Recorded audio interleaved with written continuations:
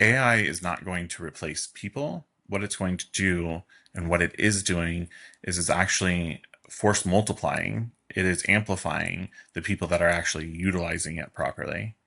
And that is where the difference is going to be. You're going to be left behind for sure, and your competitors are going to go way further, way quicker than they ever have because now they have tools and resources available right at their fingertips.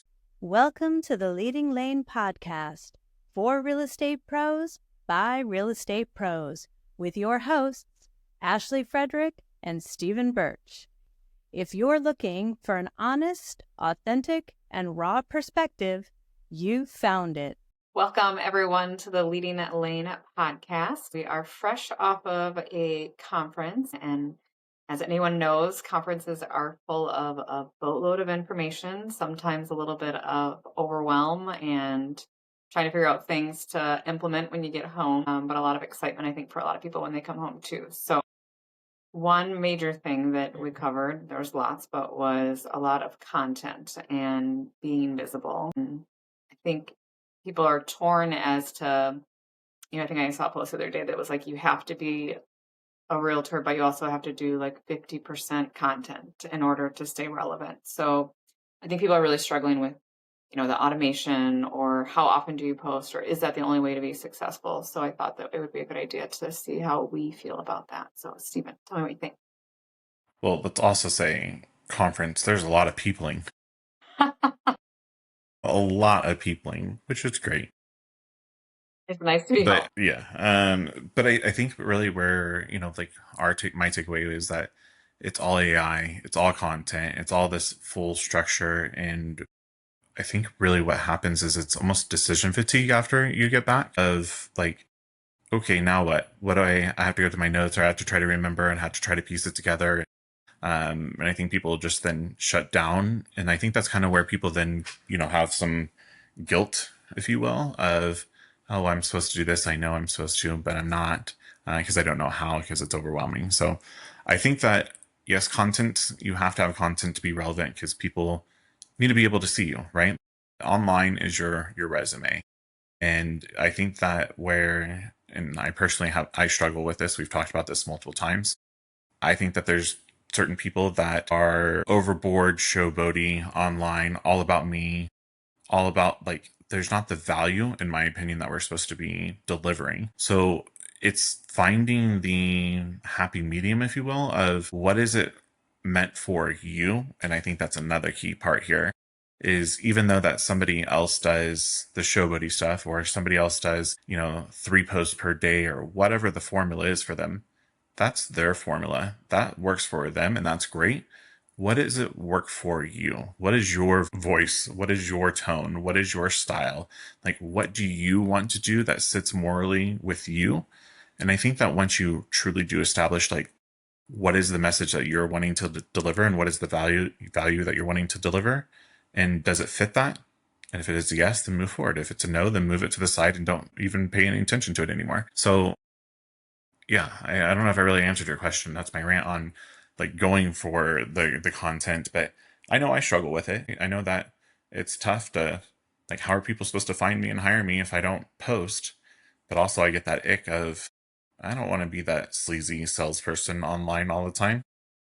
What do Yeah, I I do? think it goes back to like the comparison is the thief of all joy, right? So like what Right. works for someone might not work for you. I think one thing that they focused on was more so of the value added content, which I do think is nice, right? Like if we can start posting stuff about, how to increase value, or how to, like, what does the current market look like? What do interest rates mean? Like I remember I did one that like went over really well was when we had a hailstorm, and I was like, oh my gosh, like you need to get people to your house. So no lie, I went and looked at this house last week, and I didn't know them. They didn't buy their house from me.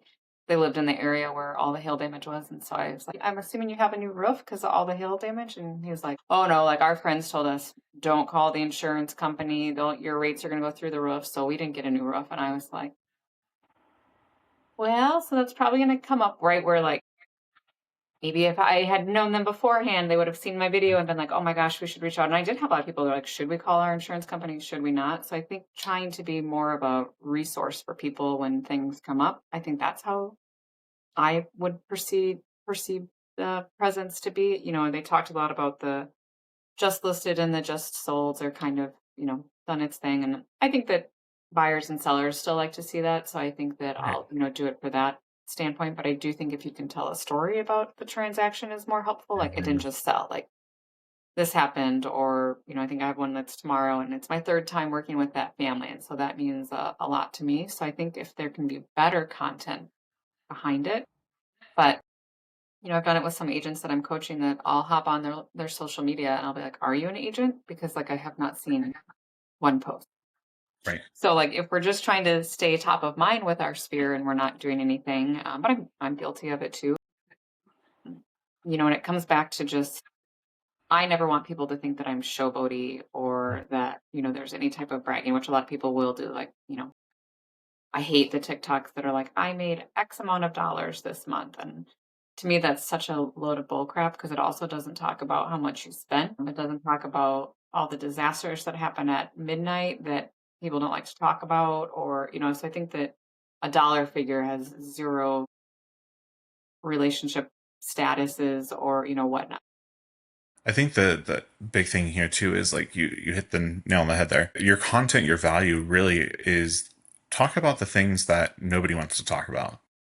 Talk about the things that everybody's shy or is hesitant or doesn't know necessarily how to approach it. And what that's going to do is one, it's going to set you completely aside from everybody else. Everybody else is going to do the same old thing, right? The just sold, just, whatever, just listed type of things. But talk about the pipe that broke last night and the sump pump went out, right? Like talk about the frustrations that you have at work, with your property manager. Not you, Shawnee, never you. But talk about these different things that like whatever it is relevant for you that people are gonna be like, huh, that's really happening. That's really going on. Talk about your compensation. Nobody wanted to talk about that. But once you are able to talk about it more and put that out publicly, I think what that actually is doing is increasing your confidence. It's making sure that you're educating them as well. And this is when somebody else asks you a question about compensation or whatever the issue is going to be, whatever the topic is going to be, you're now ready and prepared because you've already done your research and you've already made your post about it and your stance about it. And so now you can have a full blown conversation versus probably your competitor is going to be all tripped up and not knowing how to really move forward and navigate that conversation. I think it's because, people like to try to get an idea of who you are before they work with you if they're not, already your clients. It's funny that you brought up this sub pump failure thing.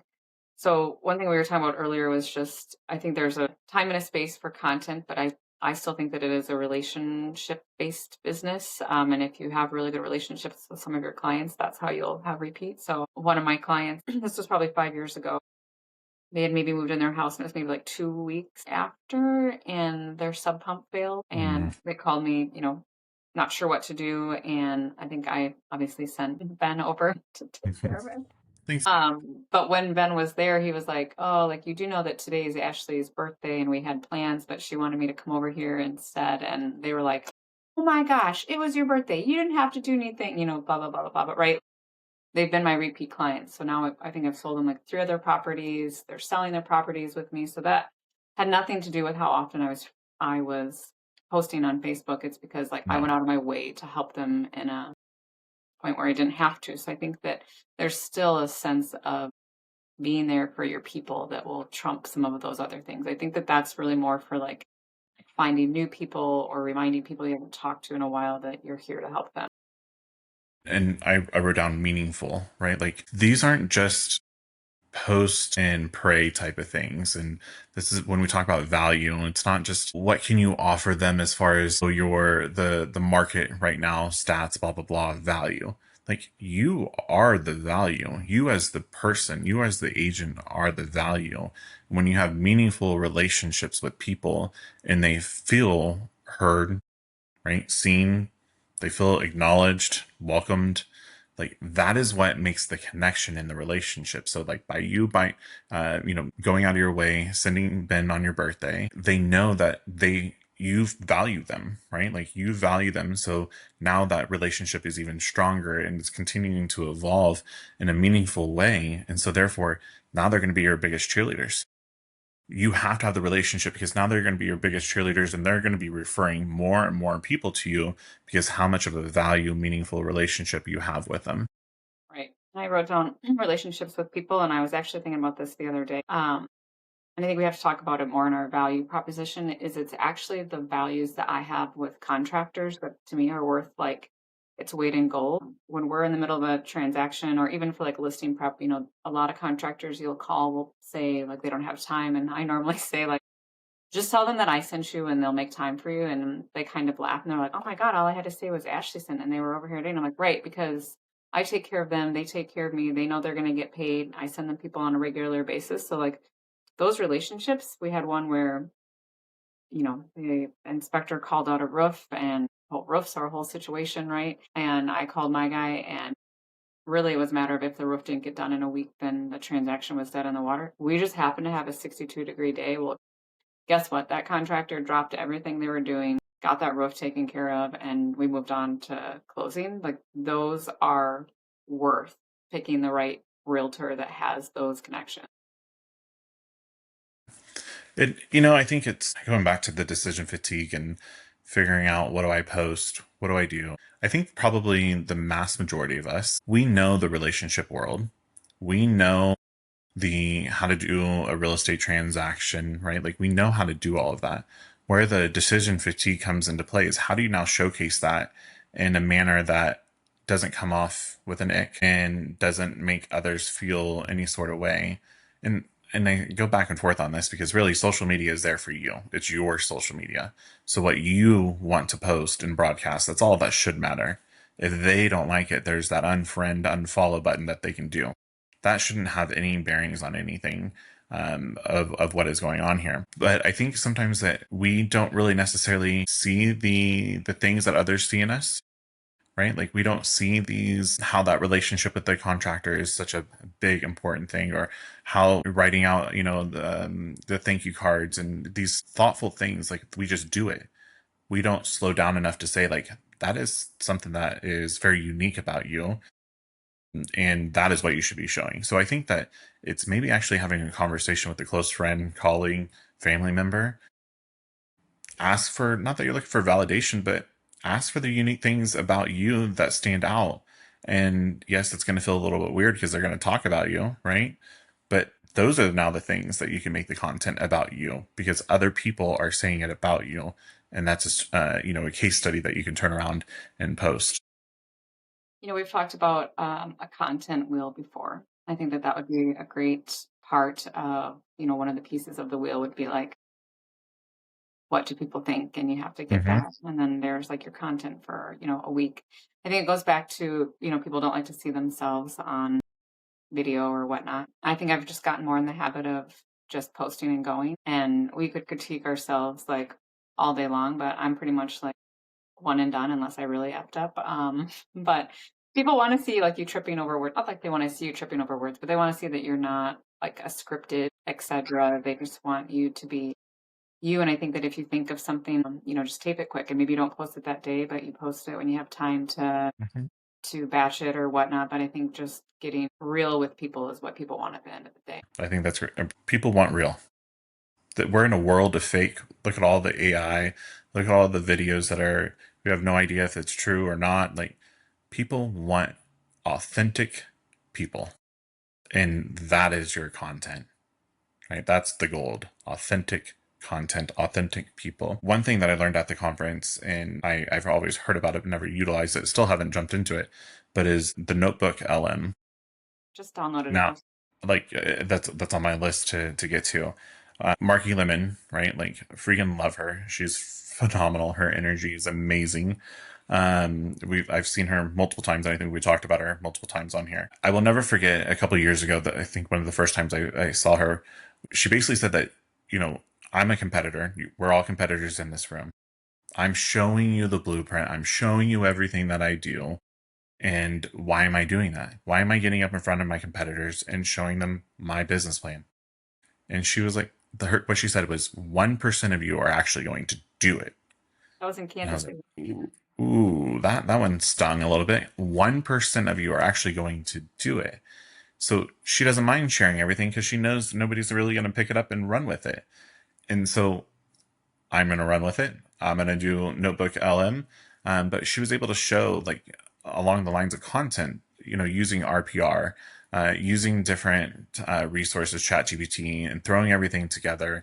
And she was able to stack a full blown workflow, an automation workflow from front to end that then produces podcasts, different posts, infographics, all of these different things, and was able to have the output of exactly how Marky would as an individual. Like, freaking phenomenal. Yeah, it was. And I think that's where, last time we did our podcast, we were talking about the importance of going to conferences. And even if you weren't to go to every single one, even if you, of the breakouts and whatnot, like, that is one piece right there that if I'm struggling with content that now I can implement into my business, and there's no reason that I can't create content. I think the real then question would be, can I post that content? What is holding me back from posting it? And I think that looking in the mirror right then and there to be able to see what is the real issue might get through some bullshit stories that you're telling yourself. Yeah, I think that it's just a matter of getting out of your own way. And I think that realizing that, AI and all these extra tools are just supposed to be like an add-on, like, right? They're supposed to be a value add so that it can save you time, it can help you with ideas, because it is like overwhelming to think about what should I post, and I don't want to look just like someone else, and what can I do so that people stay engaged. I think using those as tools, not to necessarily replace you, but just to help cut time. The other one that I downloaded this morning, is it called like Wisp Flow? So it's like a video, like, or you record yourself. So it Mm-hmm. says that, like recording yourself that's like 4 times faster than typing it. Mm-hmm. So I think it's called Whisper Flow, or Wisp Flow, but more or less like starting to try to use like an actual dictating so that you're not actually typing things, and that it'll save Mm-hmm. you 4% of your time or whatnot. So I thought that was an I interesting mean, one. that's huge, right? Like, in the whole buzz around AI, like, if you haven't got it yet of understanding that AI is not coming, it is already here. We are here in AI. If you're not utilizing it, if you're not adapting, if you're not trying to learn, you don't have to go through and try to master it in a day. There's no way, because it's constantly evolving.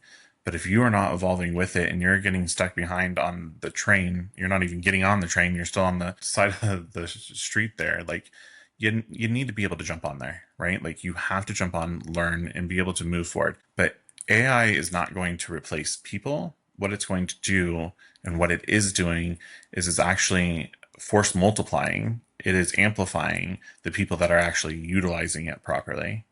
And that is where the difference is going to be. You're going to be left behind for sure. And your competitors are going to go way further, way quicker than they ever have, because now they have tools and resources available right at their fingertips to be able to make sure that they're going to get from point A to point Z way quicker than ever. I think, like if someone's just looking for somewhere to start, I mean, Claude has now kind of came into the picture. Like I still am using chat. I think there's probably parts for both, but just start somewhere, anywhere, and start with, one thing, if you will, that you want to try to master. Or one of the things that they mentioned was just think about something that you do repetitively. Like, what is something that Mm-hmm. you do all day, every day? Or maybe it's something that you always do for listings, or something you always do for a buyer. Can you tell chat, like, this is what I do for every single thing? And like, can they make something for you? Like, is it a video? Is it a daily reminder to, I just had that conversation with our admin about some dates and deadlines, and it's something she's supposed to be doing daily. So I just said, put it into chat, and this is what you've been looking for. This is what you've been struggling with. And you need help every day to check on that. And it will tell you what it should, or even it will be your own reminder. So we're just trying to find ways to make it so that we're more efficient, or that we're not forgetful of certain things.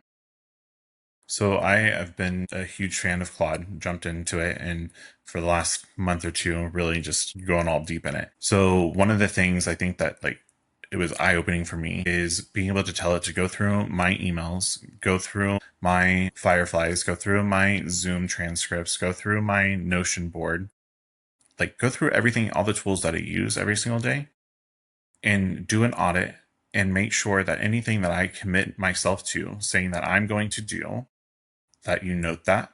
Anything that somebody asks me to do, then that is noted. And making sure that if I am checking off anything that is on my to-do list, you're reviewing it to see my status on it. So it does that every single morning, and I get a morning, I think it's called morning brief of here are the things that we're adding to your Notion board that you said that you're going to do. We'll go ahead and check this one off. You did a meeting with this agent, so we can go ahead and mark that off.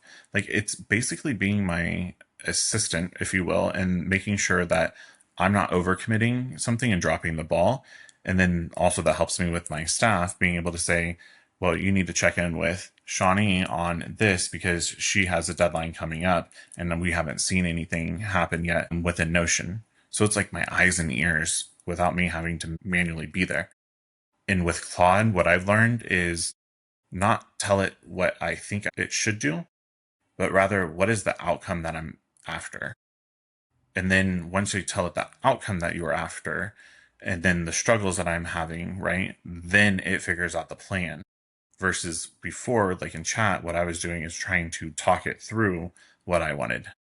So once I figured out that and changed my mindset from chat over to Claude, holy hell, I've automated, I don't even know how much stuff, which is freaking amazing. But were there times that I was frustrated with it, that I didn't understand it completely, like that I did not give it the correct prompt? 100%. But that's okay because I'm learning, right? And I have to give myself permission to be able to allow myself to learn. Yeah, I mean, I'll have to take some of your notes on Claude, but that was one of the other things I think that they really focused on at conference was your prompts. And then a lot of people are just like copy pasting and like, make this sound better, make this sound different. But if you could really like hone in on your prompt, like as a top producing real estate broker in central Wisconsin, I need this to communicate X. So like the background that you've given it will obviously change the outcome. Something that Marky, like mind blown, did when she was talking about her stuff is she took the 2025 NAR buyer and seller. And What is it called? Yeah, it's like it's the guide, like basically all the statistics and everything else that they come up with. So she took that and threw it inside of chat. Okay, now you are the central Wisconsin top producing, and then now we know where the buyers and sellers and how they're performing and statistically where they find you and what they want and blah blah blah. Like, it legit puts everything together and spits out the end result based off of the most likely buyer is going to find you with this, and here is how you should do it with your tone. Here's your nice little content. Like, ingenious, amazing. yeah, I mean, again, I think that it's just a tool that can be used appropriately. And then along with that, right, just remembering that like the day-to-day functions of showing up for people and being there, like when you tie the two together, I think that that's really where you can stand out as an agent. And that's where it's to enhance you. And I think it's to get you from behind the computer to face and belly to belly and enhance what you're already knowing what you're good at doing. So love it. I know there's even more and more AI stuff that's going to be coming, but I think it is very, very, very important to not lose sight that in this business, in this industry, in this world, it's all about people and helping one another and not to get lost in the technology AI side of things. Yeah, I just had a conversation with someone that I think it's the time to like go back to the basics. So yes, you're using the things to enhance you, but at the end of the day, like what were the basics as far as talking to people, updating your CRM, making sure that the contacts are in there, all of the things that we kind of forget about when we're running, 100 miles an hour. So I think that, yes, the basics of what got you in real estate, talking to people, being seen, going places, and then now using AI to enhance that really is a way to set yourself apart. Absolutely. Well, I think this is a great topic for sure. And of course, if you have any tips, I'm all about AI. So send me any of your wonderful prompts that you have or anything that you utilize to get things off of your plate and lean into AI. Send it on over. I want to hear about it. I want to learn about it. And as always, we appreciate you tuning in to the Leading Lane podcast. If you've enjoyed today's episode, please like, subscribe, and share with others. Stay connected for more genuine insights and strategies to boost your real estate career on Facebook or check out our website. We'll see you next time.